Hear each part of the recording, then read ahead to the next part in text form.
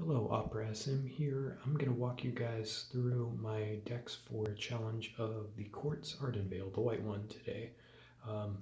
So I have not lost a match in this. I did have one that quit on me when I was switching between some apps, and then I tried to come back, and it was gone when I had to deal with some video stuff for work. But let me walk you through the deck. So top node is Kaya. It's using the Deathtouch Brigade that Giannis was doing. I recorded a couple videos of it. For this one, it's a peasant objective, common, uncommon, and rare, and then summon 4 or more knights, soldiers, or warriors.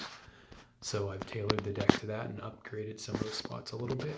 But Graveborn Marauders, Wintermoor Commander, and Falmire Knight are all either knights or warriors, and all have Death Touch and Berserker, so that's great.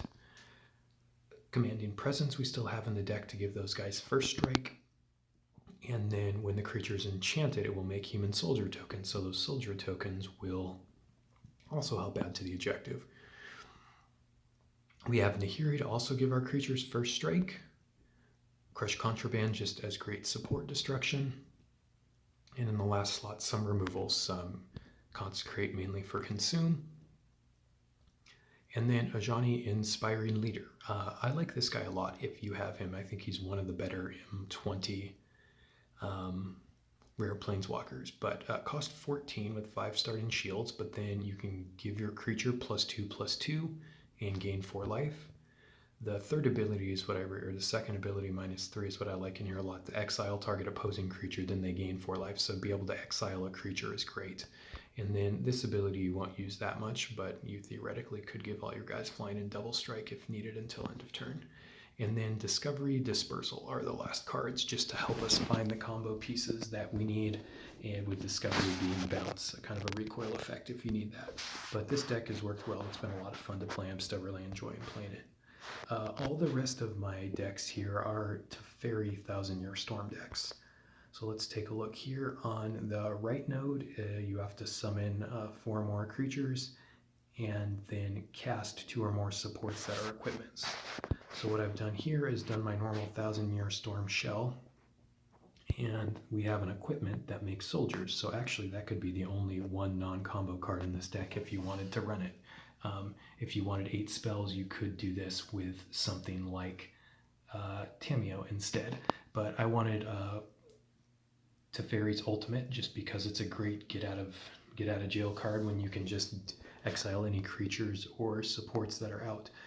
I chose the Realm Cloak Giant because it can act as a wrath and then also be a big vigilant creature if you need it.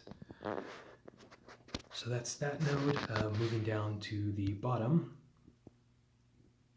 we have deal 12 or more damage and then cast 2 or more enchantments. So this is just basically a normal thing since 1000-Year Storm is an enchantment.